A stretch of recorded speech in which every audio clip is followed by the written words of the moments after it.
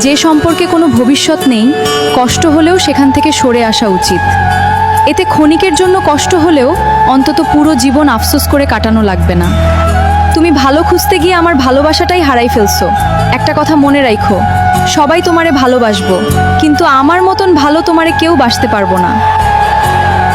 মাফ কইরা দিও আমারে।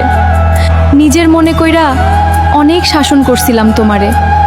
যে কথা না বইলা থাকিতে পারে সে ভুলেও যেতে পারে। দিনে দিনে নিজের বিশ্বাসের কাছে একটু একটু করে শেষ হয়ে যাচ্ছি। আমার জীবন ঠিক কোনখানে গিয়ে থামবে আমি সত্যিই জানি না। আমার কপালে শেষটা কি আছে। আমি ছিলাম মোমবাতি, সে ছিল রাত। আমি জ্বলেছি তার জন্য, সে খুঁজেছে চাঁদ। কে হয় এটা? ফ্রেন্ড হয় আমার। তোমারে বলছি না ছেলে ফ্রেন্ডের লগে মিশবা না। এতই যখন সন্দেহ তাহলে ছাইড়া দাও না আমাকে। কি হইল ম্যাডাম?